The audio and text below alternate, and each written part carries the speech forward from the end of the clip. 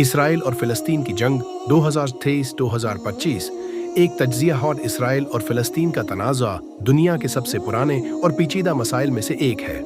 2023 से 2025 के दौरान ये तनाज़ा शिद्दत अख्तियार कर गया, जिसने दुनिया भर में इंसानी हमदर्दी, सियासी चैलेंज और आलमी ताल्लुकात पर गहरे असरात डाले। डाका ओडर तनाज़ा की तारीखी बुनियादा।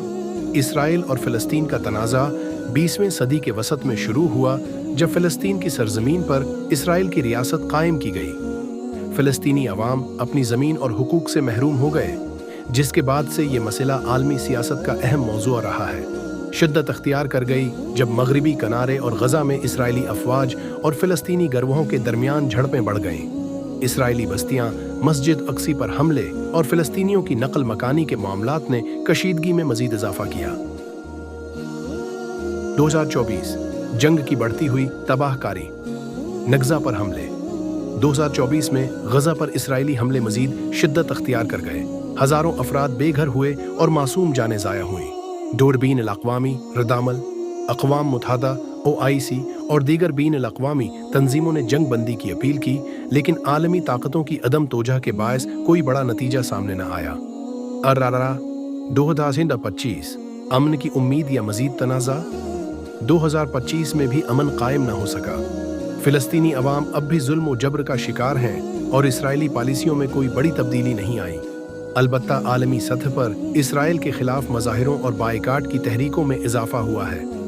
डडाना सीछाटी जंग के इसरात। एगोल आंसानी नुकसान। हज़ारों फ़िलिस्तीनी शहीद और बेघर हुए, जिनमें बड़ी तादाद मासूम बच्चों और ख़वातीन की है। 2 अनमाशी तबाही। गज़ा और मगरबी किनारे की मईशत तबाह हो गई।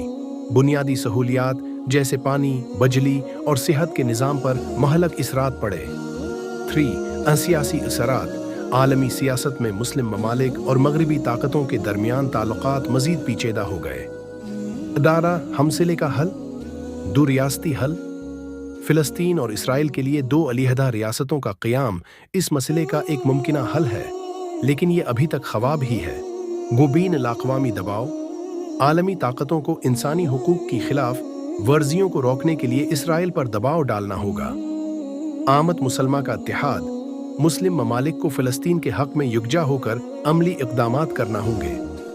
अहदा दावादा नतीजा। इसराइल और फ़िलिस्तीन का तनाज़ुआ महज ज़मीन या सियासी बलादिस्ती का मसला नहीं, बल्कि इंसानियत, इंसाफ और हुकूक की जंग है।